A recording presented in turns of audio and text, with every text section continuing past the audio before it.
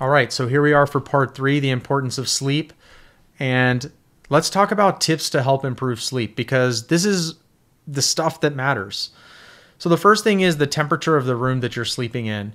Now, I know we all I get cold, I get hot, I don't know what to do, but the reality is that keeping the temperature on the cooler side allows you to get more restful sleep. I mean, we've all been up at night when we were having fevers, or it's too hot in the room, we're sweating, we don't sleep as well, we don't get as restful sleep, which is why they think on the cooler side is better. Now, I'm not talking like the Arctic, but just kind of a comfortable temperature that allows you to not get too hot.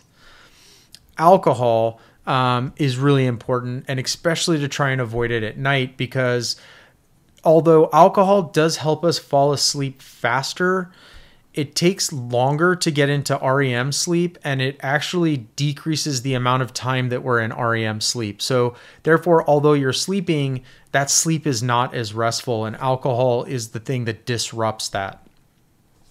Caffeine, we already talked about it a little bit in part 2. We said that it basically competitively works against adenosine.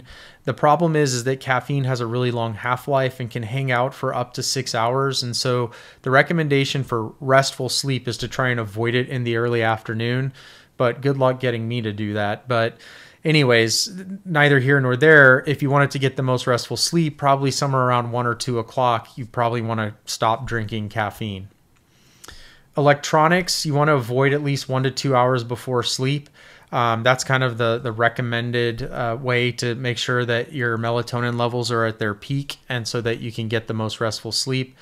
And then as far as your environment, you want to have blackout blinds, maybe eye covers, something to kind of simulate a completely dark environment.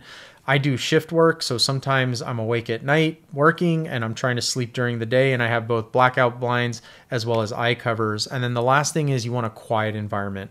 You don't want things that are making noises or things that are going on that will kind of disrupt your sleep and not really let you get into that deep sleep. I hope you guys found this 3-part series helpful. If you're finding these videos useful, feel free to subscribe to the YouTube channel. If you know people that are having issues with some of these things, tell them about the channel, have them subscribe. I really appreciate all of you guys following along as I'm trying to figure stuff out in life. Hopefully you find some of these tips useful. And until next time in the next video.